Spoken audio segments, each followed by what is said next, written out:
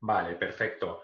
Pues nada, muchas gracias, Ginette, por la presentación. A Gracias ti. también a ISEP, no solo por invitarme a este congreso y poder estar hablando de algo que me apasiona junto con la psicología, que es el coaching educativo, y también en algo que es muy interesante hoy en día, que es la formación, los congresos y, ¿por qué no?, los congresos virtuales, que yo creo que nos vamos a tener que acostumbrar a ellos. Y además que está siendo una tendencia al alza, y yo creo que de estas cosas al final algo tenemos que aprender. Si hay algún reto que tenga el coaching en tiempos de cambio, también son retos que tenemos nosotros como personas y como profesionales, y uno de ellos también es adaptarnos a las nuevas tendencias, a las nuevas tecnologías, a lo que nos demandan las nuevas modalidades de relación y de trabajo. Y yo creo que es importante que ISEP rápidamente se haya adaptado en un breve espacio de tiempo, porque eso denota que es una organización viva, flexible, y las organizaciones y las personas en esta sociedad, en este mundo, tenemos que ser open-minded, abiertas, flexibles, fuera de nuestra zona de confort, atento a los cambios, porque se van a producir más de uno en los años venideros. Así que también agradecer a todos los participantes que se hayan interesado por el coaching educativo, que es algo que yo creo que está muy relacionado con la psicología, y yo creo que vamos a ver ahora las similitudes y las diferencias con la psicología. Yo siempre me presento, como ha hecho Ginette, en primer lugar como psicólogo, porque creo que es lo más importante y lo que yo amo, y además es aquello que tiene una base científica de muchísimos años, cosa que desgraciadamente el coaching educativo aún no podemos decir que tiene, pero que bueno, estamos en camino de intentar conseguirlo. Por lo tanto, yo en cualquier conferencia, en cualquier evento, en cualquier entorno, siempre creo que es mucho más importante que me conozcan como coach, como psicólogo, que no tanto que como coach educativo, que lo hago en segundo lugar. Por lo tanto, gracias por vuestra asistencia. El título que he cogido para esta charla de hoy, los 10 retos del coaching educativo en tiempos de cambio, quiere ser una charla amena, divertida, intentar que sea metodológica, amable, que ponga el foco de atención en lo que hemos conseguido no solo en estos últimos 15 años, en el pasado del coaching educativo y en el presente, sino lo que nos queda por conseguir. Por lo tanto, los objetivos que tenemos para el día de hoy principalmente son analizar estos retos, que los he diferenciado en dos pandas de 5. Los primeros 5 retos van a ser retos más aplicables a nosotros como personas, como profesionales, como miembros de la comunidad educativa. Por lo tanto, el coaching educativo, si algo tiene, es que está muy relacionado con todos los miembros y todos los profesionales de la educación. No como al principio, que casi lo entendí cuando empecé con esto en el 2000, lo entendía principalmente como algo relacionado con el docente, con el educador en general. Ahora hemos cogido a toda la comunidad educativa, y yo creo que en esto hemos acertado, a el equipo directivo, a cualquier educador, gabinete de psicopedagogía, jefe de departamento, tutor, tutora, jefe de estudios, evidentemente al alumnado, que es pieza fundamental en cualquier entorno académico, pero también tenemos que hacernos con la familia, que quizás en los últimos tiempos está habiendo una cierta tensión, ¿no? Vamos en la misma dirección, y yo creo que tenemos que tender puentes. Yo creo que igual quizás esta pandemia va a ser buena para que todos reflexionemos y veamos qué queremos para nuestros hijos y para aquellos líderes que van a gobernarnos dentro de 20 y 30 años, y por lo tanto yo creo que es importante que veamos estos 5 retos personales y profesionales, que además la ventaja que tiene el coaching y la psicología es que nos lo podemos aplicar aunque no seamos educadores. Quiero decir, nos pueden servir para todos en este entorno tan complicado, tan difícil de cambio, crítico, que estamos viviendo, además a nivel transversal. O sea, afectando todos los entornos, no como la crisis del 2018, que era una crisis empresarial y principalmente el sector de la construcción. Hoy es una crisis integral, de salud, sanitaria principalmente, pero luego social, luego familiar, luego, como he visto en otras conferencias, personal, por todo lo que genera dentro de la salud mental, pero también es una crisis en cuanto a los sistemas laborales de teletrabajo, sistema educativo, Con lo cual, yo creo que estamos afectados todos los miembros de la sociedad, y ya no solo a nivel europeo, sino a nivel mundial, y yo creo que esto es importante de parar a reflexionar y que veamos estos retos. Y luego, los últimos 5 retos serán ya hablar del futuro, de lo que queremos para el coaching educativo, de en qué estamos trabajando ahora y en qué nos podéis ayudar. Entonces, aquí me gustaría hacerla participativa. Sé que los micrófonos están cerrados, esperaremos hasta el final de la conferencia en estos 15, 20 minutos que tengamos para que podáis hacerme todas las preguntas que consideréis oportunas, y yo creo que a partir de aquí estableceremos una conexión entre vosotros y yo como ponente para ver entre todos dónde podemos llevar a la comunidad educativa, porque nos va a beneficiar a todos. Nos beneficiará como individuos, como usuarios, a vuestros hijos, a vuestras hijas, y por lo tanto yo creo que la cultura, la educación, la parte artística, además de la curricular, es fundamental. Todos aquellos que me conocéis algo, y sé que yo he colaborado hace unos años en una formación que impartí en Barcelona, me gusta siempre hacer algo novedoso, innovador, creativo. Me gusta empezar casi todas las formaciones, todas las conferencias, ponencias con un juego de ingenio. Un juego de ingenio un poco por crear algo diferente, por establecer un razonamiento más inductivo, por generar un reto, por hacer algo cooperativo, colaborativo, que establezca sinergias, puentes, donde trabajemos más esto entre psicólogos. No hace falta puntuarlo ni acentuarlo mucho más, donde trabajemos en el hemisferio derecho en beneficio también del izquierdo, aunque en realidad en la vida lo importante es que mantengamos un equilibrio. Ese hemisferio derecho, que es el hemisferio de las emociones, muy alteradas últimamente en esta época de crisis y de confinamiento, es la zona también de la creatividad, de la parte poco lógica, de la parte así más lúdica, de la parte más agitada, ¿no? de aquello que nos gustaría utilizar más los fines de semana, los sábados por la noche, antes del confinamiento, cosa que ahora no podemos, y más el hemisferio izquierdo, que tiene que ver con la parte lógica, matemática, más organizativa, más estratégica.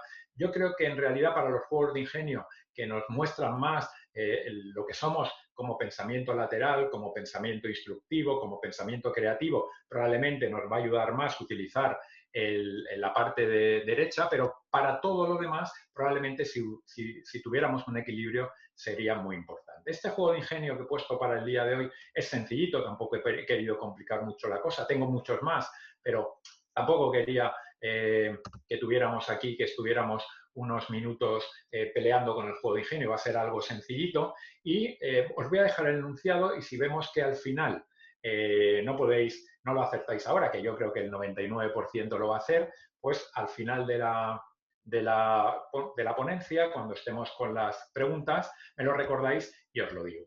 Este juego de ingenio, como veis, tiene que ver con la taza que estáis viendo en negro.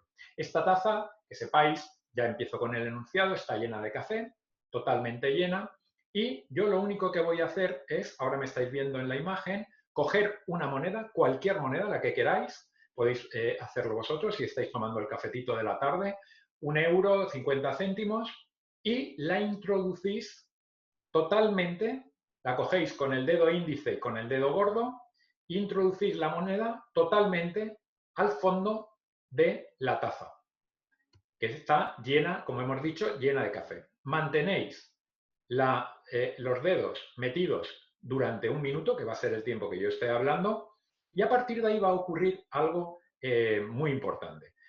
Yo cuando acabe este minuto sacaré los dedos de la taza, que tengo aquí también, y los mostraré, y a partir de ahí me diréis. Ya os digo que no es nada pretencioso el juego, es sencillito, yo creo que vais a llegar todos. Bueno, está acabando el minuto, saco los dedos de la taza con la moneda, me los miro y veo que tanto la moneda como mis dedos, que se han introducido totalmente en la taza de café, están secos. Y la pregunta es, ¿qué ha ocurrido? Ahí es donde os dejo para que podáis reflexionar estos segundos, y luego nos veamos en la tanda de preguntas. Pero realmente lo importante no es el juego en sí, sino lo que quiero aportar con el juego. Dijéramos, la conexión del juego con el coaching educativo, la conexión y la explotación de este juego para entender qué es el coaching educativo. Y nunca mejor entenderlo con esta imagen que los que seáis de Valencia probablemente lo vais a entender, los que seáis de Valencia, que yo vivo aquí en el este de España, para aquellos que conectéis desde Latinoamérica, os lo voy a presentar y os voy a comentar esta situación que es real. No es un fake ni es una imagen, es real. Es una foto de un usuario de aquí en Valencia que acudió a lo que llamamos el Biopark, que no es más que un espacio natural, el segundo más grande de Europa, donde hay muchísimos animales y concretamente rinocerontes. Ahí estáis viendo a uno de ellos con una manada de 6 o 7 y este rinoceronte se llama Rómulo. Y este rinoceronte tiene un problema psicológico que, como veis, significa dar vueltas y vueltas y vueltas perfectas, teniendo un espacio ilimitado, porque, como os digo, es el espacio natural, el segundo más grande de Europa, por lo tanto, casi 3, 4, 5 campos de fútbol, y por lo tanto lo que llamaron a este problema los veterinarios era lo que muchos psicólogos conocemos, que es la estereotipia, un movimiento repetitivo sin ningún fin determinado. El tema que me pregunto yo es ¿por qué? Os pregunto a vosotros es ¿por qué Rómulo estaba haciendo esto? ¿Qué le llevó a hacer esto? Si sabéis la historia, probablemente ya habéis conectado, podéis mirarlo rápidamente en Google, que ahí también aparecerá, pero os la voy a contar yo. Desafortunadamente aquí en Valencia el Biopark solo lo tenemos 15 años. Antiguamente teníamos un pequeñito zoo, también con animales, pero casi todos vivían en jaulas. La jaula donde vivía Rómulo, podéis saludarlo, hola Rómulo, buenas tardes, era exactamente el diámetro del círculo que traza Rómulo. ¿Por qué? Porque Rómulo cuando era pequeñito ya lo metieron en la jaula y aprendió que el espacio que tenía era ese. Por lo tanto, independientemente que luego le dieran mucho más espacio, él siguió utilizando solo el que había utilizado siempre. Aquí estamos hablando de algo que todos conocemos, que es la mente, ¿no? Nuestro modelo mental, el paradigma de la realidad. Y el coaching trabaja mucho ese modelo mental, ese paradigma de la realidad, esto que los británicos llaman el mindset, que tiene que ver un poco con las creencias. Las creencias, el coaching la define como las opiniones que tenemos o los juicios que son subjetivos, pero que nosotros tomamos como afirmaciones o hechos que son objetivos y además los tomamos con especial intensidad, los defendemos con especial intensidad. Y ahí es donde vienen los problemas, porque cuando nosotros tomamos un juicio o una opinión que es subjetiva, por ejemplo, esta película me gusta o esta serie no me gusta, tal, que es cosas que no tienen demostración científica, que es algo que va conmigo o no y que otra persona puede decir lo contrario, pero si yo a esto le añado el término de pies juntillas, dijéramos, esa consideración objetiva, que creo que es así porque yo lo estoy percibiendo así, es cuando empiezo a tener problemas. Si además lo defiendo con intensidad y no dejo tener la empatía suficiente como para entender que haya otras personas que están viendo una realidad diferente a la mía, es cuando empiezan los problemas de relación, los problemas conductuales, los problemas graves, los problemas un poco de estar en la misma onda de las otras personas. Esa confianza que se pierde cuando realmente utilizamos unas creencias que nos limitan. Afortunadamente, en el ser humano, en las creencias que tenemos en la mente, estas que vamos acumulando a lo largo de todo el momento evolutivo, desde que nacemos hasta ahora, afortunadamente la mayoría de ellas son creencias potenciadoras, positivas. Pero tenemos un grupúsculo de creencias limitantes que hacen mucho daño. Estas típicas creencias limitantes que pueden ser así como no valgo para nada, esta conferencia no la voy a hacer bien y si la hago mal es que ya no sirvo para ser conferenciante, es que en el mundo educativo, el profesorado, es que los alumnos cada vez están peor, es que las familias, fíjate, nos ponen palos en la rueda, o el alumnado que también tiene las suyas, ¿no? Los profesores me tienen manía, no sirvo para las matemáticas, y a nivel personal cada uno tiene las propias. Lo importante aquí es detectar cuáles son tus creencias limitantes, al menos, e intentar, ya no digo eliminarlas, porque eso es realmente una labor ardua, pero se puede, evidentemente, con tesón, con perseverancia, igual a veces con ayuda de alguna de algún psicólogo, probablemente se puede y nos ayudará a trazar ese camino mucho más rápido, pero evidentemente es mucho más fácil cambiar una conducta o un hábito que no una creencia que tiene que ver con algo relacionado con el pensamiento. Por lo tanto, tendríamos, en primer lugar, que detectarlas y, si pudiéramos, suavizarlas y ya sería de nota eliminarlas. Por lo tanto, he sacado este juego de ingenio para que veamos que probablemente de una misma realidad muchas veces estamos viendo panoramas diferentes y lo importante es tener la capacidad, y esta época y esta crisis y este tiempo de zozobra va a hacer que perduren aquellas personas que lo tengan, la capacidad de ser una persona curiosa, amante de la empatía, amante de conocer y saber cosas nuevas, amante de salir de la zona de confort, de ser valiente y tomar decisiones arriesgadas, siempre con cabeza, evidentemente, de conocer otras culturas, de estar abierto a los cambios, de ser flexibles, de no ser nada conservadores o demasiado estructurados. Sé que es difícil porque el cerebro nos tiende a esa opción, pero tenemos que ser, y además la neurociencia nos lo indica, que el cerebro normalmente con entrenamiento, con capacidad, con tesón, con perseverancia, ayudándole, es capaz de abrirse a nuevos mundos, pues tenemos que ser capaces de, como Rómulo, que al final consiguieron vencer con la estereotipia, sacándolo del espacio natural de Valencia y llevándoselo al espacio natural de Sevilla. Ya sabemos esto de la canción, Sevilla tiene un color especial y probablemente no sé qué harían con él allí, pero lograron, después de 9 años, que superara la estereotipia y, si la información no me falla, sigue estando vivo y viviendo en el espacio natural de Sevilla.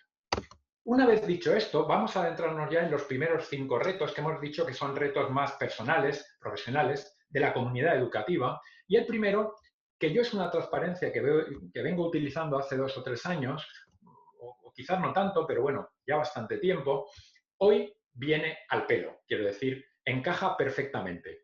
O cambias o te cambia. Esta es la primera parada que vamos a hacer en este camino que vamos a trascender juntos.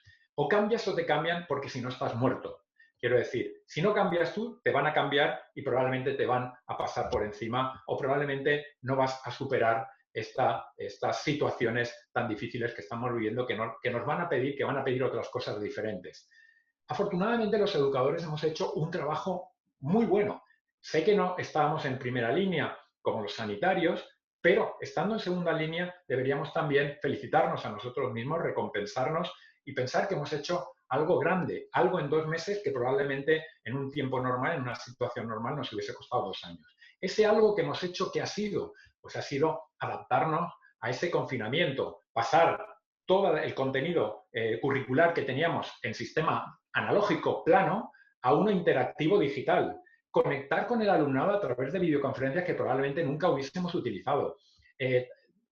Fomentar o adaptar tareas a diferentes y a diversos colectivos de alumnado, que unos tenían mejor conexión que otros no tenían ningún aparato digital, que incluso hemos tenido que hablar con ellos por el WhatsApp, por el teléfono fijo, e incluso sé de casos que han enviado las tareas por correo ordinario. Por lo tanto, hemos hecho un esfuerzo ímprobo y yo creo que esto también la sociedad debería, cuando pase este tiempo más para hablar de salud y de sanitarios de primer nivel dijéramos, de batalla, en el primer nivel de estar cerca del virus, yo creo que también deberíamos estar contentos y felices. ¿Por qué?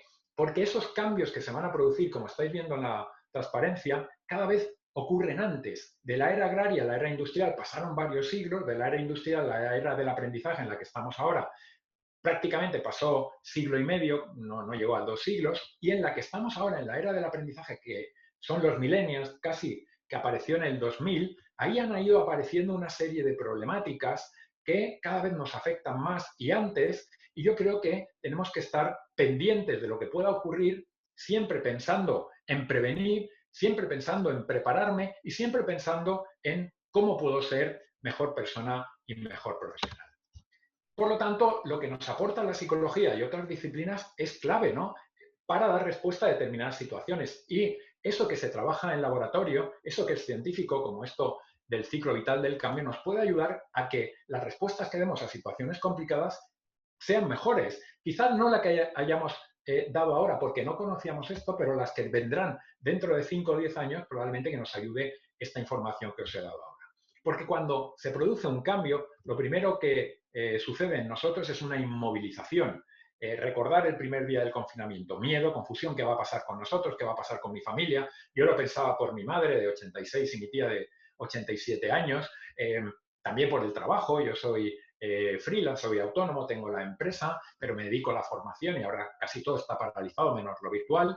Y esa inmovilización, evidentemente, pasado un tiempo, pasamos a la negación, a decir, esto no puede estar pasando conmigo, esto cómo puede estar pasando aquí en Europa, esto es increíble. Esto no nos pasaba cuando lo veíamos en China, un mes y medio antes, decíamos, uff, esto es aquello, lo veíamos casi como una película de ciencia ficción, la gente sin caminar por las calles, cuando bajaban todos midiendo la temperatura, todos con mascarilla, no les dejaban salir de casa y nosotros decíamos, pero ¿esto qué está ocurriendo? Ya empezamos a verle las orejas cuando estaba en Italia, pero realmente cuando pasa el tiempo, esa respuesta emocional que da después de la inmovilización es la negación. Negación de que esto no puede estar sucediendo, no me puede estar sucediendo a mí, ni en Europa, ni en todo el mundo. Luego pasa un poquito más de tiempo y ya llegamos al enfado, algo ya más potente, a la ira. Me enfado con todo el mundo, me enfado con la gente que tengo alrededor, me enfado conmigo mismo por no haber previsto esto y no haberme adaptado de una manera más rápida. Me enfado, evidentemente, con los que tienen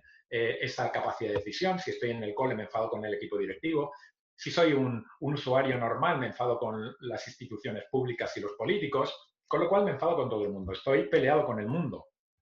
Luego vamos pasando el tiempo y ya entramos de vez en cuando, que eso nos habrá pasado a algunos, que nos levantamos y decimos, uff, hoy y ahora, mira, tengo cosas que hacer y es que no me apetece nada. Yo me quedaría en el sofá, esa sensación, ese tono vital bajo, esa sensación como de desesperanza, incluso algunos problemas de sueño, esa frustración. Afortunadamente, muy poquitos esa frustración, esa tristeza acaban derivando en depresión, pero sí que lo hay.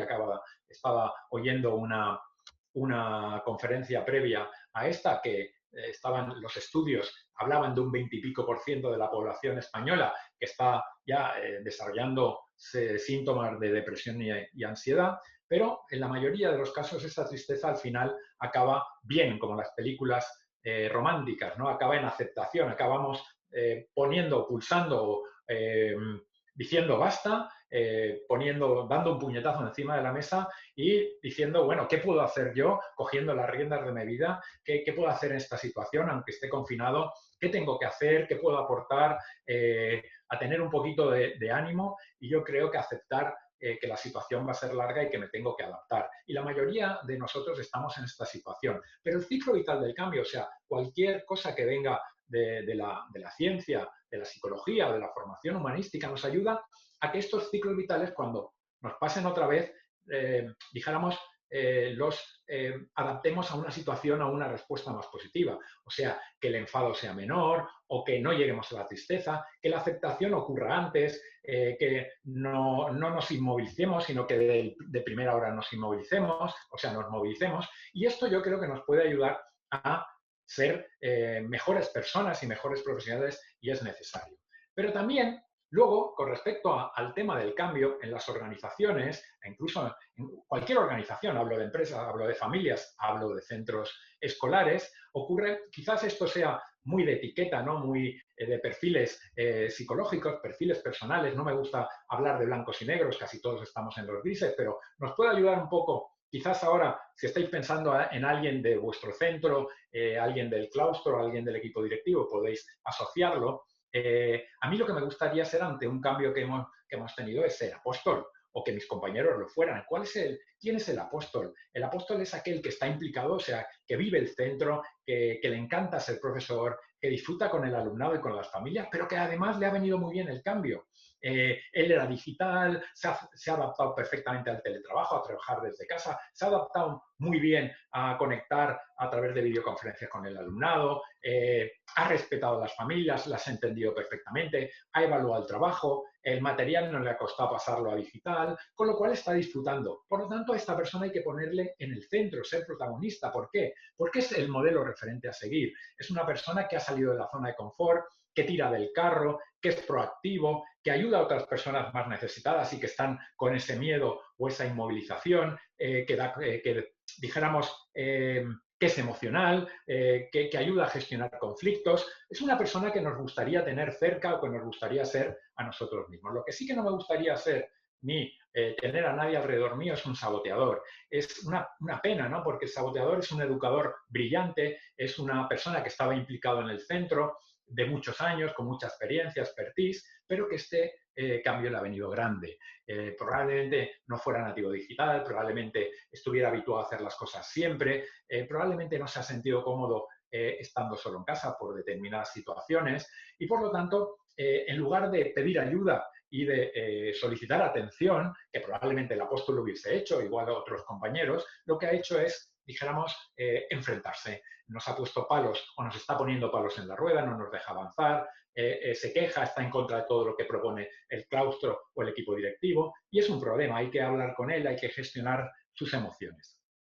Los otros dos perfiles no me preocupan tanto que el saboteador, aunque hay que trabajar con ellos, sobre todo con el resignado, que es una persona que ni fu ni fa, es un peso muerto, es una ameba, que ni está implicado ni ha aceptado el cambio, pero al menos no molesta. Pero claro, mucho tiempo tampoco puede estar ahí. Tenemos que, digamos, espentarlo, como decimos aquí en valenciano, empujarlo, ¿no? Movilizarlo de alguna manera, ¿no? Tenemos que crear en él un insight, una palabra muy psicológica, ¿no?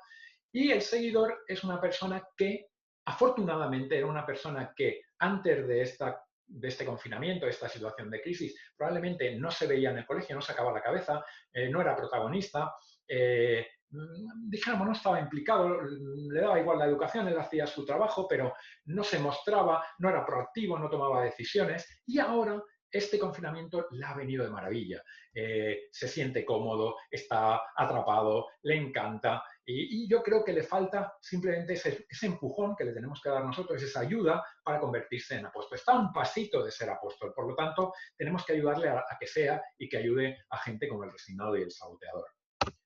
En conclusión, de este primer camino, de esta primera ubicación del camino, es que si cambia todo lo que tenemos bajo nuestros pies, que es lo que está pasando ahora, tenemos que cambiar nosotros como profesionales, como educadores, pero también tiene que cambiar todo lo que rodea al centro, la comunidad educativa. Tienen que cambiar las consejerías de educación, los ministerios de educación, la inspección, la familia, el alumnado, el equipo directivo, y tenemos que adaptarnos a esta situación, porque tal como decía Albert Einstein, es de locos querer tener resultados diferentes haciendo más de lo mismo. Normalmente, cuando nosotros queremos un objetivo y estamos haciendo muchas cosas y no lo conseguimos, en lo que nosotros proponemos, lo más sencillo, primera fase es, oye, busca otras áreas, busca otras tareas, haz otras cosas, ten otra actitud, y a partir de aquí probablemente en el 80% de los casos vas a alcanzar tus objetivos. Ahora bien, si no los consigues cambiando de actitud, cambiando de comportamiento, cambiando de conducta, de tarea, probablemente tienes que pasar al estadio 2 y eso es más complicado. Ya tienes que cambiar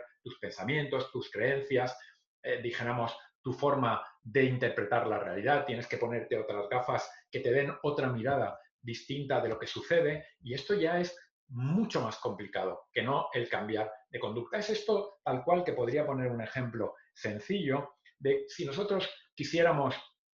Es un ejemplo que no tiene nada que ver con educación, es un ejemplo que puede ser no mío, personal, evidentemente, pero que tiene que ver con otro área, ¿no? Imaginaros una persona joven que quiere tener pareja y no lo está consiguiendo. Y viene a mí y yo le digo, bueno, ¿y tú qué estás haciendo? Y dice, yo salgo todos los sábados y, como decimos aquí, una expresión en valenciano o en castellano, quemamos Valencia o quemamos Madrid, lo doy todo. El sábado salgo a las 9:30 a cenar y hasta las 6 de la mañana lo recorro todo en esta zona.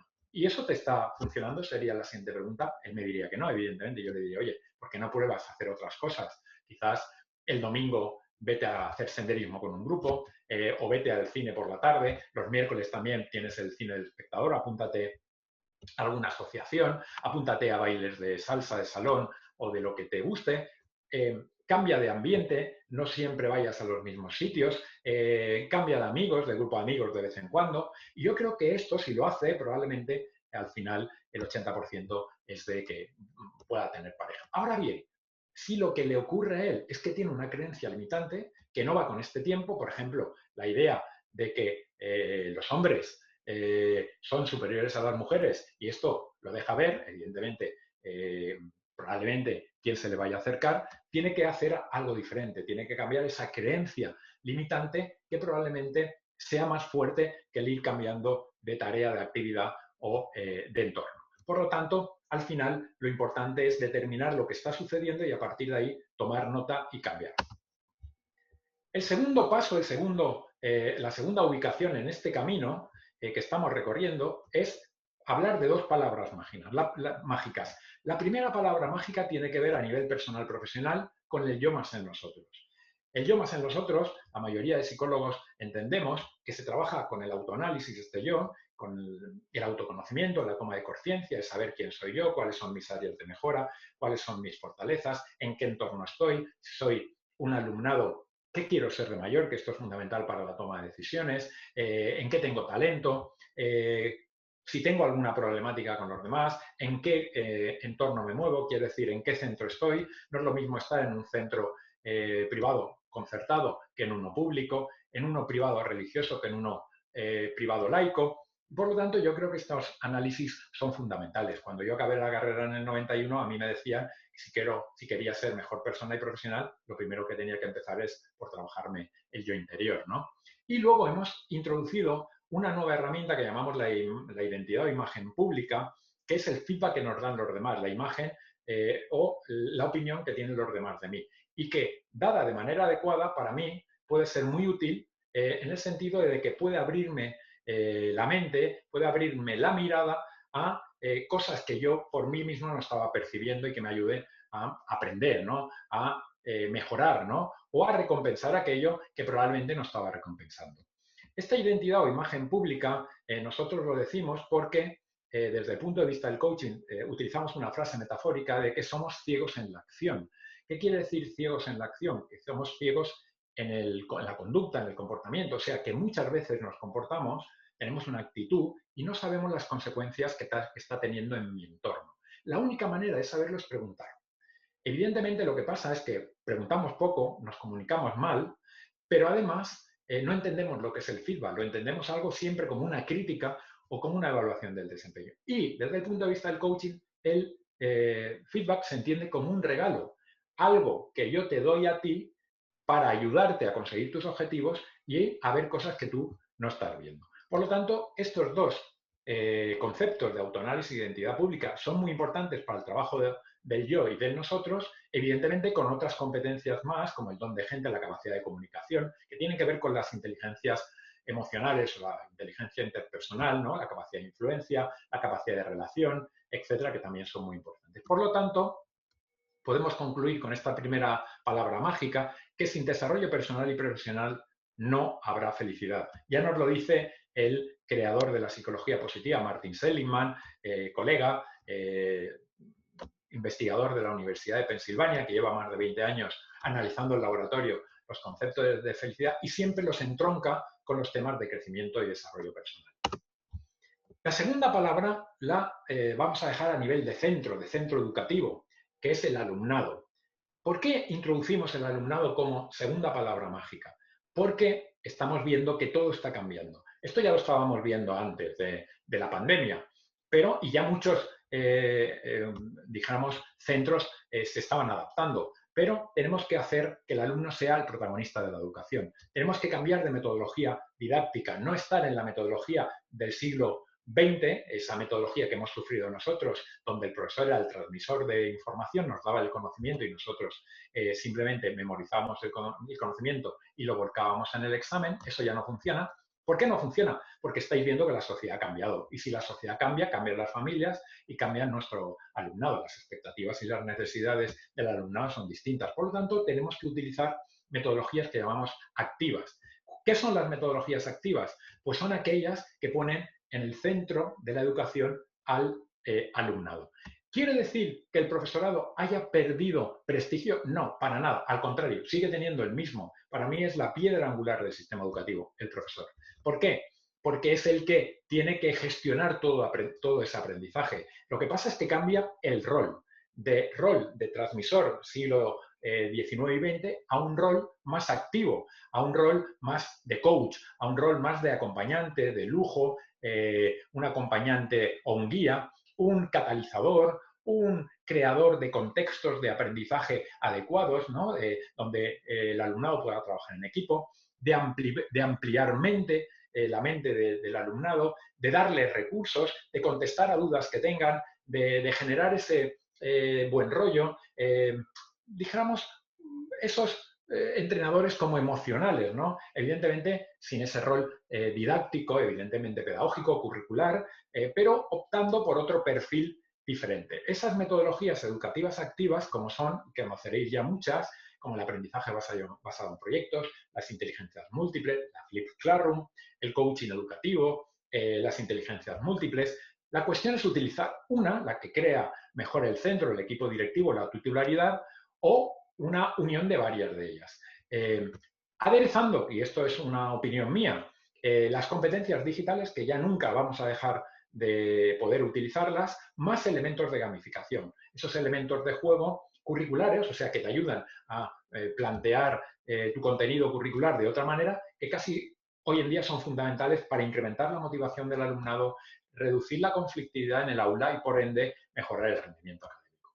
En conclusión, a esta segunda palabreja, esta palabra mágica a nivel de centro del alumnado, tenemos que decir que sin alumnado no hay organización escolar, eso es lógico. Yo diría incluso aquí, sin familias, porque las familias son las que, dijéramos, inyectan el capital de la formación del alumnado, y tenemos que tener cultura de servicio al alumnado. Cultura de servicio al alumnado, ¿realmente pensáis que quiere decir que tenemos que ponerle en el centro, dijéramos, como una, no sé, una alfombra roja, como en los Oscars o en los Goya, para que el alumnado pase por allí, nos pisotee y hagamos todo lo que quiere? Nada que ver con esto. Simplemente al servicio del alumnado es detectando cuáles son las necesidades, sus expectativas, qué podemos hacer para incrementar su motivación, para reducir el absentismo y un poco adaptándonos a la situación que plantea el siglo XXI. Simplemente esto. El tercer camino, o la tercera ubicación, la tercera parada en este camino, es que necesitamos optimismo para afrontar todos los cambios. Esto no es la hora. El optimismo lo necesitamos siempre. Optimismo, pasión, vitalidad, energía. La pasión, sabéis que la define la Real Academia Española de la Lengua como la vehemencia en hacer las cosas, esa vitalidad, ponernos la camiseta al centro, la camiseta de mi profesión, disfrutar con todo lo que hacemos. Y yo creo que hoy en día probablemente la tengamos un poco bajita en esta situación que estamos viviendo, y tenemos que rodearnos de gente que tenga actitud, que tenga buen rollo, que vea las cosas medio llenas, el vaso medio lleno, no medio vacío, y que realmente se centre en lo que está pasando ahora, ¿no? Lo peor es que nos centremos en lo que ha pasado y qué ha pasado y no hemos podido dar respuesta, que esto nos llevaría a una depresión galopante, o que nos centremos en lo que va a pasar, lo que va a venir, que esto nos llevará a una ansiedad también galopante. Por lo tanto, ayudemos a estar en esa atención plena, en ese mindfulness, en el aquí y ahora, y yo creo que esto nos ayudará bastante. A nivel de profesión, en el mundo educativo, a mí me gusta digamos, este corazón de yo amo lo que hago. Vosotros aquí me podréis decir, no, pero esto es vocación. Y yo os digo, no, esto no es vocación, para mí esto es pasión. ¿Por qué vocación sería hacer lo que yo amo? Totalmente diferente. Yo no digo que no hay que ser vocacionales en tu trabajo, ojalá pudiéramos todos dedicarnos a lo que nos gustamos, pero es que fijaros cómo un estudio de hace año y medio, la Universidad Carlos III de Madrid, nos decía que en España de los trabajadores solo hay un 6% de vocaciones. O sea, 6 de cada 100 están trabajando en aquello que quisieron trabajar. Quiero decir, siendo bomberos, si de pequeñitos querían ser bomberos, o educadores si de pequeñitos o adolescentes querían ser bomberos. Pero eso quiere decir que el 94% restante están deprimidos, ausentes, tristes por estar trabajando lo que trabajan. No, se han adaptado, le han cogido cariño a lo que están trabajando. Esto es realmente la pasión, lo que yo quiero que hagamos. Evidentemente, si el estudio se hubiese hecho exclusivamente para el sector educativo, yo creo que la vocación, dijéramos, hubiese incrementado por ahí, rondando ese 40%, y no solo un 6%. Pero como lo hicieron a nivel general, no podemos averiguarlo. Ahora bien, de todas maneras, siendo educador, queriendo ser educador. Bueno, esto sería ideal, ¿no? Pero, ¿y aquellos educadores que se pusieron a ser educadores porque vieron que era una gran posibilidad y ahora realmente le han cogido cariño y nunca pensaron que le iban a coger tanto cariño, pues esto es realmente lo que hay que hacer. Y aquí viene lo difícil, ¿eh? Y si te das cuenta de que eso no es lo tuyo, pero a ciencia cierta, no es que pierdas la motivación de vez en cuando, que esto a lo largo del tiempo lo podemos hacer, simplemente hay que recuperarla y ya está, sino que a ciencia cierta te das cuenta de que la educación no es lo tuyo, ahí sí que os pido que seáis valientes, por vuestro bien y por la gente que os rodea, no solo de la familia, sino también del alumnado y de vuestros alumnos. Quiero decir, porque cuando estás haciendo algo que a ti no te gusta y tú lo sabes, lo mejor es que te lo dejes. Sé que es una decisión valiente, difícil, más en los tiempos que corres, pero plantearlo, ¿verdad? Porque es muy, muy importante. Siguiendo con esto de la felicidad, con esto de la pasión, aquí me vais a permitir, con la mayor humildad posible y evidentemente siguiendo las directrices del maestro Martin Seligman, que haya compuesto un método Bow, de 7 componentes de la felicidad y el bienestar, siempre estudiando las directrices y las investigaciones científicas del maestro Seligman. Yo lo que he querido aquí, con esos 7 componentes, elementos del bienestar, es componer mi casa de la felicidad. ¿Y cómo se compone esta casa? Se compone y se empieza por los cimientos. Y en esos cimientos tenemos la misión, ¿no? Es el para qué de las cosas. Es aquello, es la gasolina para el coche, aquello que nos da energía, que nos da actividad, que nos hace levantarnos por la mañana. Yo, de hecho, mi misión, el hecho de trabajar en el sector educativo, es porque me di cuenta, yo venía del mundo de las organizaciones, de los recursos humanos, que con los que yo me rodeaba, directores de recursos humanos, director general, y lo que veía en las personas que nos lideran, los políticos concretamente, no me gustaba nada. Yo digo, tengo 2 opciones, o formarlos a ellos y cambiar desde arriba o cambiar desde abajo. Yo pensé que era mucho más, no fácil, sino, dijéramos, más estable, por decirlo de alguna manera, aunque tardase una generación en trabajar con los niños para formar líderes del futuro, dijéramos, más honestos, más éticos y más responsables. Por lo tanto, la misión tiene que ver a nivel personal con la escala de valores que cada uno tiene y en una empresa, en un centro educativo, con la cultura, con la filosofía del centro, con la razón de ser, con la identidad. Y esto es lo que marca el segundo componente del bienestar, que es el ser, nuestra actitud, nuestra forma de ver el mundo. La marca la misión, la marcan los valores y la cultura, y ese ser tiene que ser coherente, que es el tercer componente del bienestar. ¿Qué es la coherencia? A nivel coloquial decimos que la coherencia es hacer aquello que pensamos que vamos a hacer o que hemos dicho que vamos a hacer, o hacer aquello que pensamos. Por lo tanto, probablemente si lo definiéramos de una manera más técnica, la mayoría de vosotros lo sabrá, los psicólogos decimos que las personas coherentes son aquellos que enviamos a la misma dirección nuestras 3 dimensiones, que son pensamientos, emociones y conducta. Cuando nuestros pensamientos, nuestras emociones y nuestras conductas van en el mismo camino, en la misma dirección, somos coherentes. Y es fundamental para generar confianza en los demás. El cuarto componente del bienestar tiene que ver con la visión. Visión con V. ¿Qué es visión con V? Visión con V es futuro. Y el futuro en el coaching es muy importante porque decimos que determina o condiciona el presente. Que determina o condiciona el presente, el futuro quiere decir que si no sabemos dónde vamos a ir, seremos lagartijas sin cabeza, por lo tanto no sabremos qué decisiones tomar, o si nos enfrentamos a un camino de 3 mini caminos, subcaminos, no sabremos cuál elegir. Por lo tanto, la visión es fundamental, nuestros objetivos, nuestras metas, y no hay organización que se precie, empresa o colegio, que no tenga su plan estratégico a 1, a 3 y a 5 años. Por lo tanto, que sepamos que hay que tener esa visión y es muy importante. Y cuando unimos la visión con la misión, somos congruentes. La congruencia no es más que la unión entre la visión, nuestros objetivos, y la misión, nuestros valores. Y aquí os pongo un ejemplo claro, ¿vale? Un ejemplo real que me pasó a mí, ¿no? Un empresario que me pidió que hiciera sesiones de coaching con él y cuando empezamos, yo la primera pregunta que le lancé es ¿para qué quieres trabajar conmigo? ¿Qué quieres? ¿En qué te puedo ayudar? ¿no? Y él me dijo que quería ganar mucho dinero con su empresa. Un empresario es lícito, no sé si es ético, si lo hace en buena lid, sí, es lícito que quiera ganar dinero. Ya teníamos, esto estoy resumiendo, teníamos el símbolo del dólar. Luego la segunda pregunta que le hice es ¿para qué quería ganar tanto dinero? Aquí dijéramos, me quería referir a la misión. Y él me dijo que para que a su familia no le faltara de nada. Ahí había establecido, sin él saberlo, aunque luego se lo expliqué, esa congruencia. Si esa congruencia o ese objetivo con ese valor al final no acaban yendo de la mano, somos incongruentes y por lo tanto eso nos afecta a la felicidad y nos afecta a todo lo que somos, porque somos holísticos, la parte mental, la parte de salud, etcétera, etcétera, etcétera. En este caso ocurrió así, él ganó muchísimo dinero, pero se olvidó del valor que lo generó, que era la familia. Por lo tanto, fue incongruente.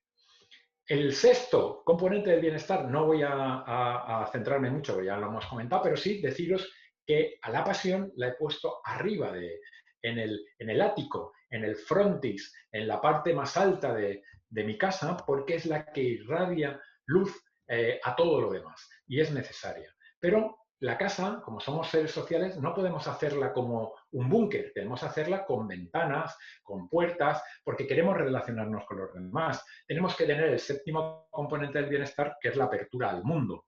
Esa apertura al mundo que, por una parte, como personas, es la inteligencia emocional, en el sentido interpersonal, empatía, don de gentes, capacidad de gentes, ser ecológicos, etcétera, etcétera, etcétera, y una organización también flexible a los cambios, ¿no? Estar atenta hacia dónde va el sector educativo para adentrarme en esa posibilidad. Aquí ya os digo yo que va por hacer las cosas diferentes, establecer una metodología didáctica tal. No hay un colegio que hoy dé una buena calidad que no esté dentro de las competencias digitales y, por lo tanto, estar ahí. Todos estos 7 componentes, cuantos más tengamos, que es muy difícil, y en un porcentaje mayor, nos estaremos más cerca de alcanzar los objetivos del éxito, y cuanto menos componentes tengamos en nuestra vida, en nuestra empresa, en nuestro centro, más estaremos cerca del fracaso.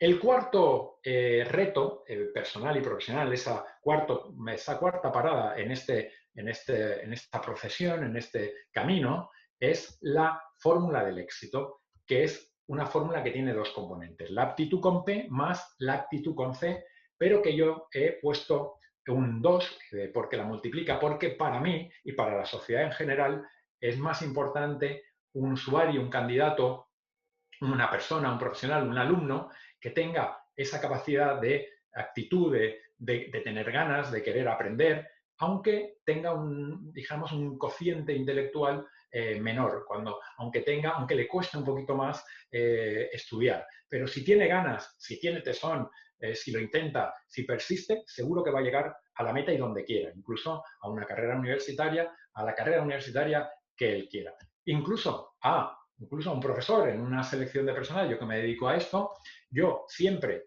cogería antes a un profesor que yo le viera con ganas, con disposición, con vocación y pasión para la educación, que no tanto la formación que tiene, los másteres que ha hecho, etcétera, etcétera, etcétera. Por lo tanto, aquí lo que manejamos rápidamente, no voy a entrar en esto porque yo creo que la psicología ya tiene suficiente literatura, tenemos que manejar esas 4 competencias fundamentales para nosotros, que es la calibración, la escucha, la comunicación y la intuición.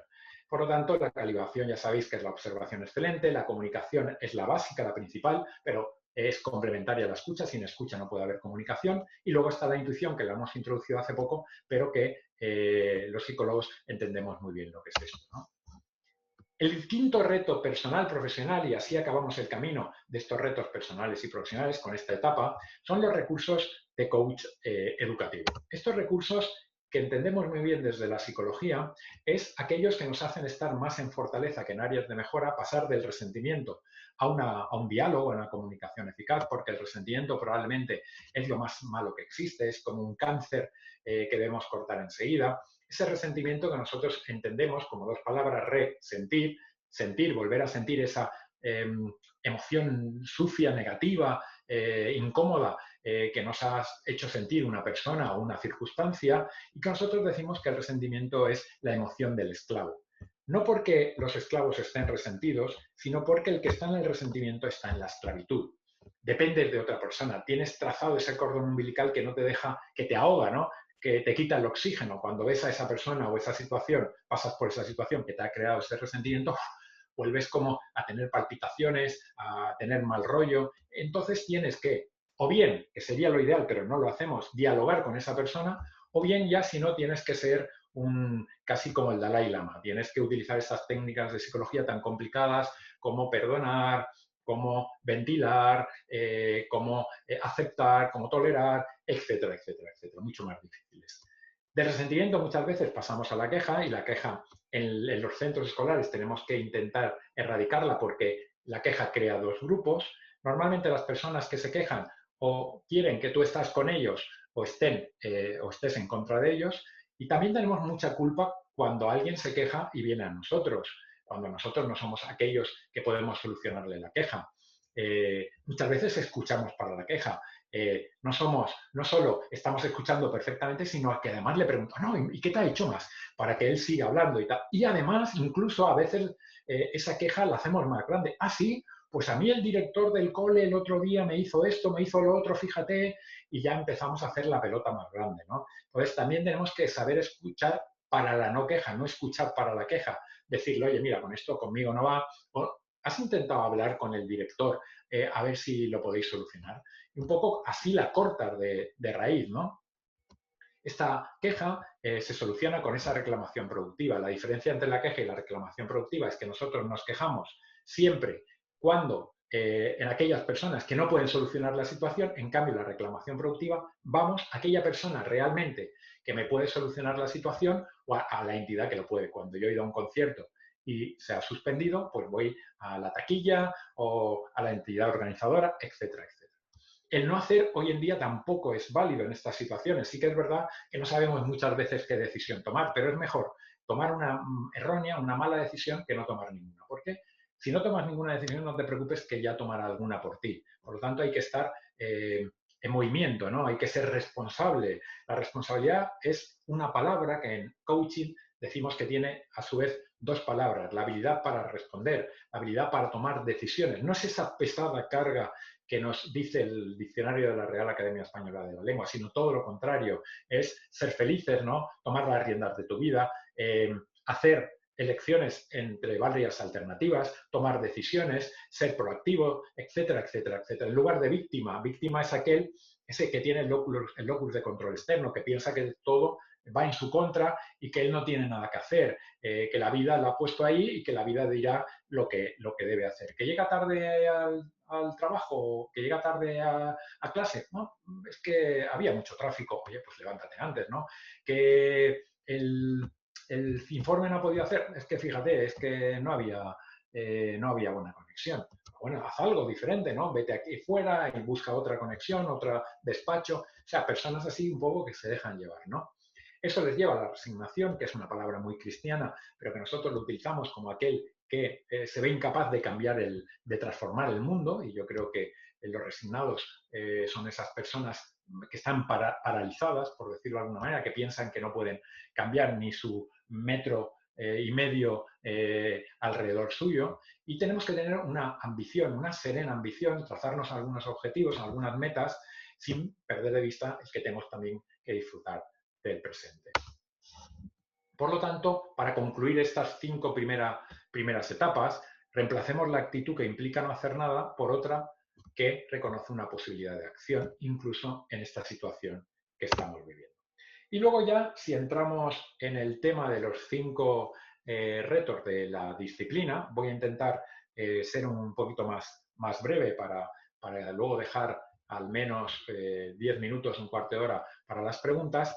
Aquí estamos hablando ya de la disciplina como tal. En realidad hablo de disciplina, no podría hablar de disciplina porque no tiene un marco teórico, no tiene un marco científico y por lo tanto yo creo que esto, me perdonáis si me habéis oído hablar de disciplina, de coaching y no lo es. Podríamos decir que aún es un método, es un procedimiento, es un conjunto de herramientas, pero no hemos llegado a poderle poner la etiqueta de disciplina como tiene la psicología.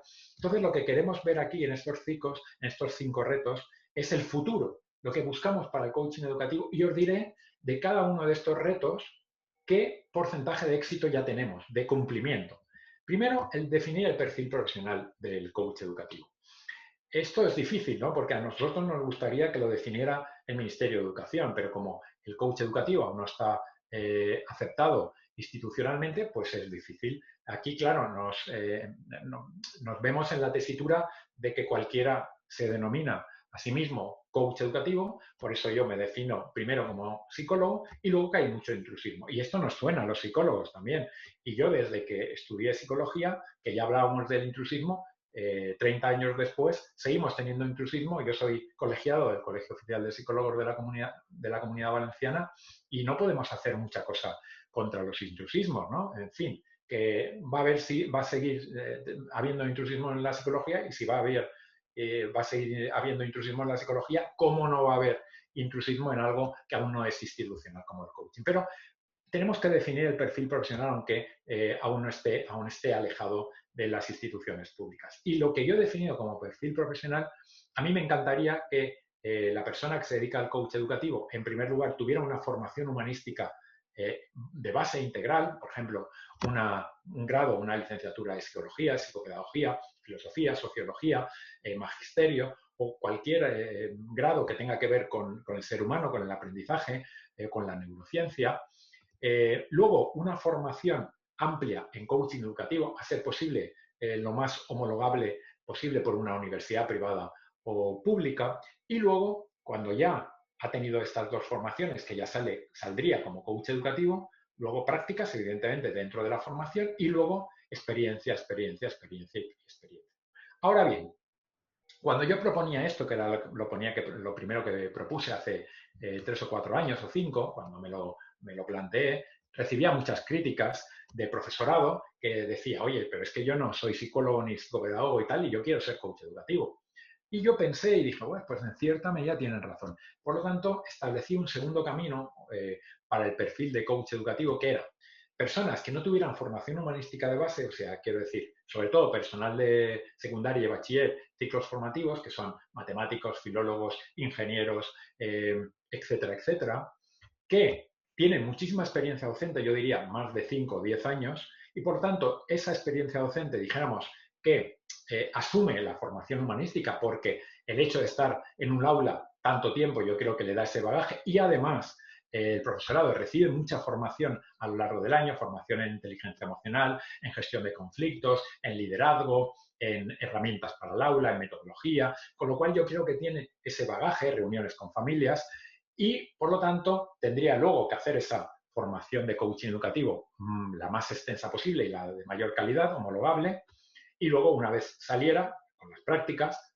formación, o sea, experiencia, experiencia, práctica, práctica y práctica. Esto para mí sería el perfil profesional del coach educativo. El segundo reto, yo creo que esto, el anterior, lo tenemos conseguido bastante bien, yo diría que a un 50 o un 60%. Introducir la disciplina en entornos académicos e institucionales. Yo creo que esto lo estamos consiguiendo ya un 70%. ¿Por qué? Porque no hay universidad que se precie hoy en día a nivel internacional que no tenga un máster o bien propio o bien oficial de coaching. Ya no digo de coaching educativo, que quizás no hay tantos, pero de coaching ejecutivo, coaching deportivo. O sea, el coaching ya se está introduciendo en las universidades. Y el coaching educativo, por supuesto, también, ¿no? ¿Qué pasa con eso? Pues eso es muy beneficioso para nosotros porque genera muchísima publicidad, o sea, muchísima documentación científica. Los TFMs, o sea, los trabajos de fin de máster, los artículos científicos, todo eso es documentación científica que le ayuda mucho a la disciplina o al método del coaching educativo. Pero además, las universidades también lo que hacen es que muchas personas, investigadores, están haciendo sus tesis doctorales sobre el coaching educativo. Todavía más de material científico. Pero los centros no universitarios también han entrado en el tema del coaching educativo. Conozco pocos que tengan alguna asignatura de coaching educativo, pero sí que me estoy encontrando cada vez más con asignaturas no obligatorias, opcionales, de coaching educativo. Concretamente, en el centro, en el Conservatorio de Música de aquí de Valencia, hay una asignatura de coaching para el alumnado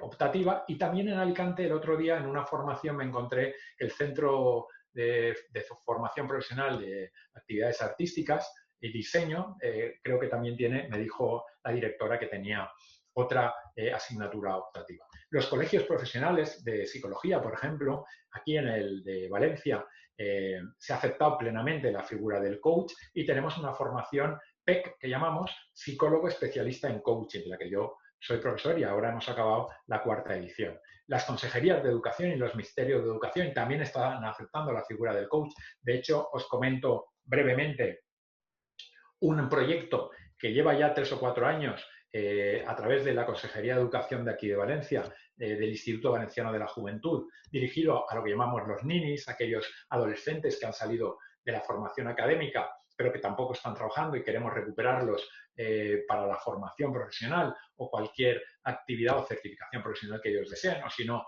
para incorporarlos al mundo laboral. Y que en el pliego de condiciones el Instituto Valenciano de la Juventud pedía monitores coaches, con lo cual es una figura que está emergiendo. Luego, evidentemente, para avanzar mucho más, si no nos quedaremos estancados, necesitamos crear ya un método científico. El método científico sí que es verdad, no lo tenemos ni al 5% conseguido. Y esto es nuestra prioridad máxima. Es muy difícil, pero en esto estamos ahora. Crear ese método científico que lo iguale a otras disciplinas. El cuarto, y así ya vamos acabando, es el análisis de mejores prácticas. Esto que hacen la mayoría de otros sectores, sobre todo las empresas, lo que llaman en las empresas, en las organizaciones industriales, el benchmarking, una palabra inglesa, para decir qué puedo tomar de otras empresas, de lo que están haciendo, que me venga a mí bien, que me beneficie a mí. Esto no lo hacemos en el sector educativo. Quiero decir, a mí me ocurre cuando yo voy a un cole, empezamos a trabajar en equipo y profesores del mismo colegio comentan a otros proyectos que están haciendo que no conocen y están en el mismo cole, pero igual son de otro departamento. Algo está ocurriendo. Hacemos muchísimas cosas, pero lo comentamos a nuestra camisa. No lo saben los demás y lo tenemos que comunicar, ¿no? Porque cuando lo comunicamos, la gente se interesa y podemos crear esos contextos de aprendizaje necesarios, ¿no? Para comunicarlo es muy bueno esto de los congresos, las formaciones, dijéramos los seminarios, la puesta en común, las redes sociales. Yo creo que es importante, y yo creo que en los últimos años lo estamos consiguiendo, que el profesor también se haga ver, ¿no? Dijéramos, se haga visible, ¿no? Y para acabar, este reto también yo diría que lo estamos consiguiendo a gran nivel, estamos ya en el 60% aproximadamente, ayudar en la profesionalización de los equipos directivos. Los equipos directivos ya hace 5 años que se dieron cuenta, digo, los equipos directivos de los centros educativos, que eran igual, salvando las distancias, porque digamos, el servicio que prestan es un servicio a la comunidad, al alumnado educativo, pero funcionaban igual o casi igual que cualquier empresa. Empresa como de coches, inmobiliaria, informática o de la que fuera. El equipo directivo de una empresa como la Ford España de vehículos funciona igual que un colegio. Por lo tanto, se tienen que profesionalizar, tienen que recibir la misma formación, tienen que recibir formación en planificación estratégica, formación en gestión del tiempo, en liderazgo, en gestión de reuniones, en gestión del equipo, en inteligencia emocional, cosas que no estaban haciendo antes porque en realidad no eran más que un profesor que hacía tareas administrativas, ahora ya se están dando cuenta que probablemente tenga que ser así. Y el siguiente paso será el no dar clase, porque hay muchos, yo se los digo a los directores, pero ¿qué hacéis dando clase? Y ellos me dicen, es que no quiero perder el feeling con el aula y saber lo que se sienta allí y tomarle un poco el termómetro al centro. Digo, pero es que no lo necesitas y además supone para ti un esfuerzo extra porque te quedan un montón de tareas acumuladas que luego tienes que dedicarle muchísimo tiempo. Pero bueno, todo llegará. Pero aquí yo creo que se han puesto las pilas y yo creo que lo están consiguiendo en un 60%. Y para concluir, tenemos que la frase típica que me gusta, compartir los beneficios del coaching educativo con otros colectivos y comunidades y darlo a conocer en otros países. Yo creo que ya es muy conocido el coaching educativo. En Latinoamérica si hay alguien que es de Latinoamérica, aquello es un fervor y todo el mundo habla del coaching educativo. En Europa también, no sé si al mismo nivel, porque estamos en un mundo globalizado y de sinergias. Y para acabar, aquí le voy a dedicar un minuto y ya os cedo la palabra para que podáis ofrecerme sugerencias, dudas, curiosidades, comentar alguna experiencia propia, que siempre es bueno. Y no se me ha olvidado el que tengo que daros la solución que ya sabréis de la taza de café. Cuando ya somos coaches educativos, solo nos falta, como he dicho, practicar, practicar, no dejar nunca de practicar, aplicar el código deontológico, que eso es muy importante, como hacemos los psicólogos, ese código ético de la disciplina. Me he encontrado con muchos casos de personas, de profesionales que se autodenominan coaches educativos, que no tienen ni idea y han hecho mucho daño a la profesión, porque yo he llegado posteriormente al cole y ya no querían saber nada del coaching educativo. Tenemos que saber que estamos al servicio de nuestros alumnos, del centro y de la mejora de la calidad del sistema educativo, y que tenemos que cuidar nuestra imagen, tenemos que ser corporativos. Los psicólogos lo somos, pero poco. También este es un mensaje que va dirigido a los psicólogos. Tenemos que ser corporativos como son los abogados, como son los médicos, como son los enfermeros. A nosotros nos falta un poco de unión, de corporativismo, de cuidar nuestra imagen profesional, de crear sinergias. Y yo creo que en el coaching también nos falta esto. Somos más jóvenes, pero yo creo que es necesario. Así que a partir de aquí, muchas gracias por conectar, por estar pendientes, por estar atentos, y me pongo a vuestra disposición para consultar, solucionar cualquier duda, sugerencia o lo que queráis comentarme. Muchísimas gracias, Juan Fernando. Muy interesante tu propuesta sobre coaching educativo. Ya empiezan a llegar las preguntas. Tenemos a Claudia que nos dice, ¿qué estrategias podemos usar para intervenir a distancia con los alumnos como psicólogos? O Sí. si puedes sugerirnos alguna web o programa que se haya desarrollado a raíz de este confinamiento, ya que en el ámbito clínico se han publicado varias guías. Ajá, perfecto. Para trabajar como gabinete psicopedagógico en confinamiento, yo creo que es muy importante no perder de vista el contacto. Primero, generar confianza, que yo creo que si eres la orientadora o el orientador del cole, el psicólogo del cole, me imagino que ya lo tendrás. Puede ocurrir que estés en un cole grande con 1.200 alumnos y no te conozcas a todos, y por lo tanto aquel que necesita de ti en este periodo de confinamiento pues no te conozca mucho. Lo primero que tienes que hacer es crear eso que entendemos en psicología que es el rapport, ¿no? Esa capacidad de generar contexto, de generar buen rollo, de generar confianza, dijéramos que el alumno, se vea capacitado a contarte todo lo que le pasa por dentro. A partir de aquí, encontrar el medio de comunicación, el que mejor se sienta el alumno. En este caso tenemos muchas posibilidades. Tenemos el teléfono, tenemos las videoconferencias, tenemos también el móvil, tenemos el WhatsApp, un poco donde él se sienta cómodo, porque probablemente también tendremos que estar pendientes de si quiere comentárselo o quiere que lo oigan su familia, sus padres y su madre o no, o los hermanos. Por lo tanto, buscar también el horario adecuado, esto hablándolo con él, probablemente por chat.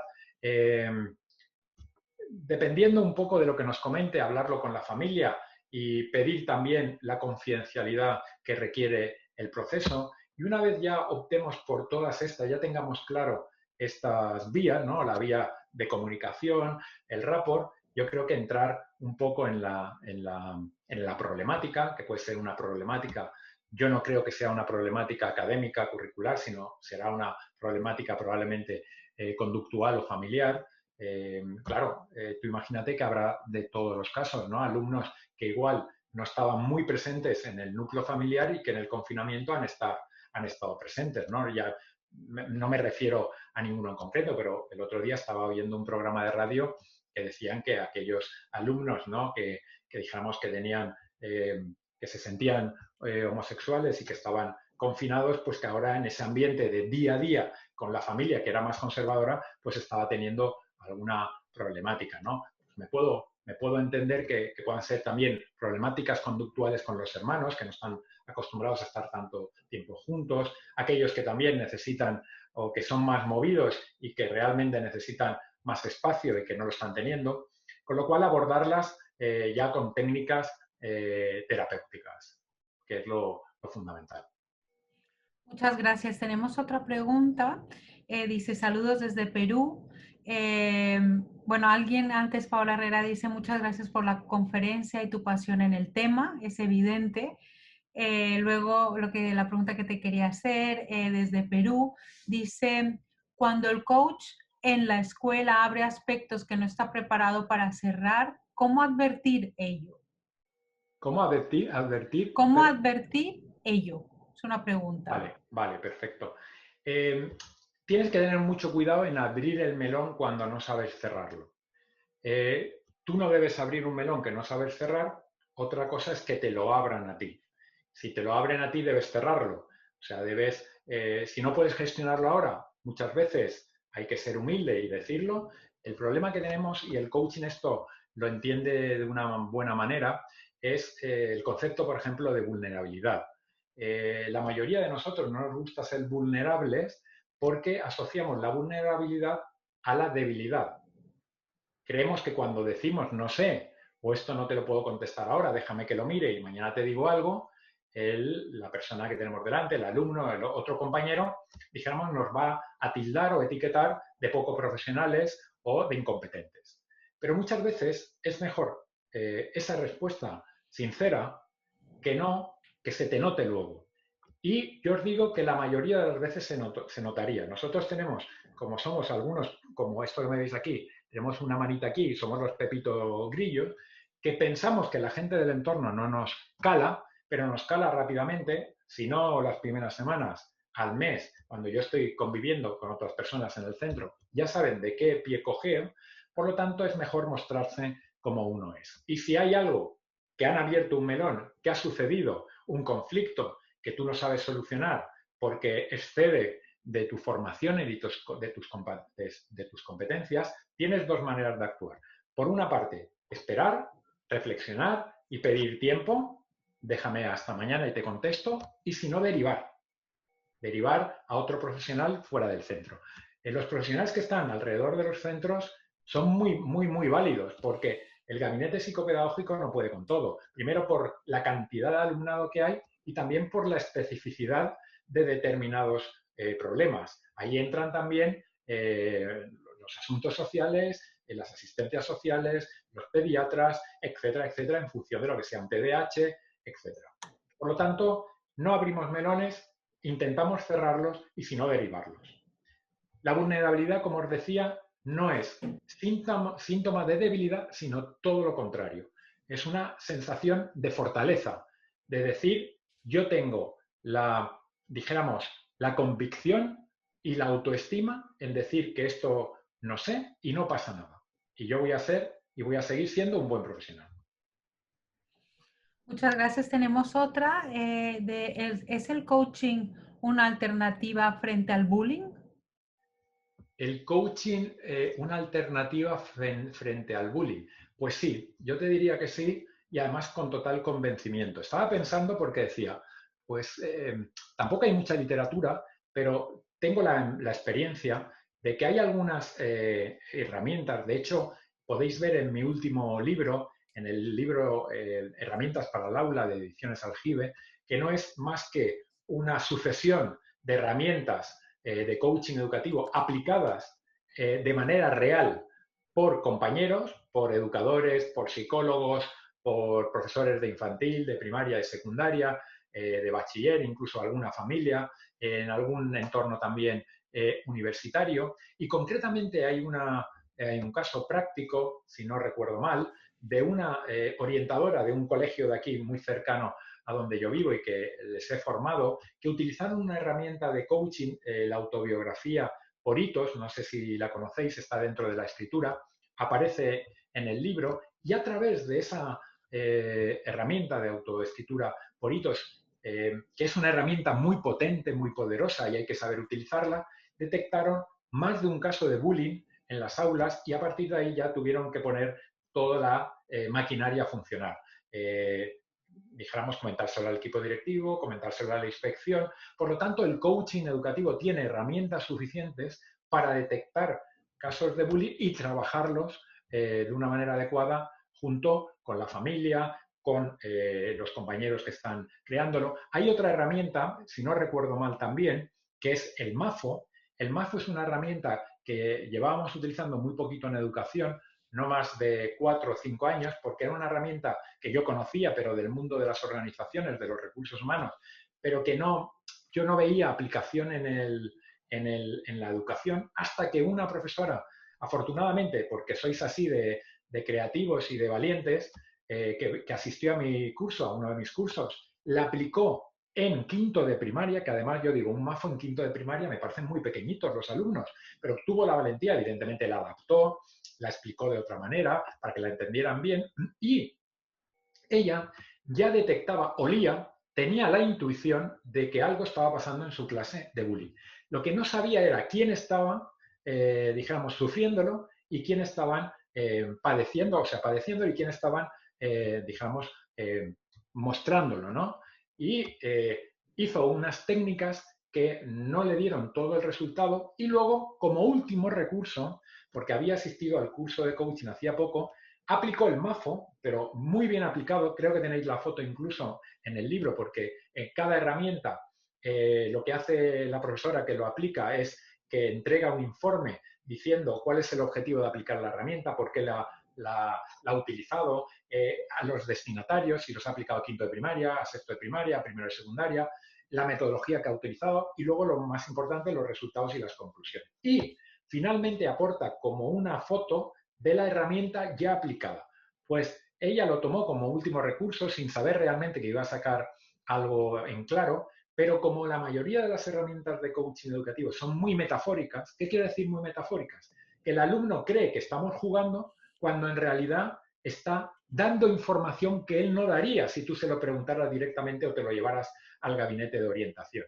Por lo tanto, ahí en ese MAFO, que lo hizo a todo el aula, para que no, dijéramos, para que no cantara, por decirlo de alguna manera, no solo con los que ella intuía que podían estar metidos en ese bullying, sacó quién era la persona aludida, la persona que recibía el bullying y los que la ejecutaban.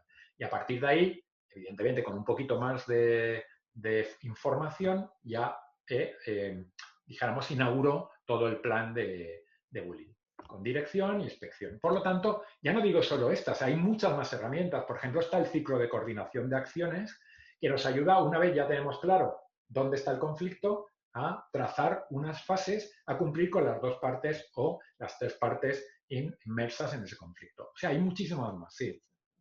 Muy bien, muchas gracias. Tenemos otro comentario de Laura López que dice, ante todo, muchísimas gracias por la ponencia, increíble.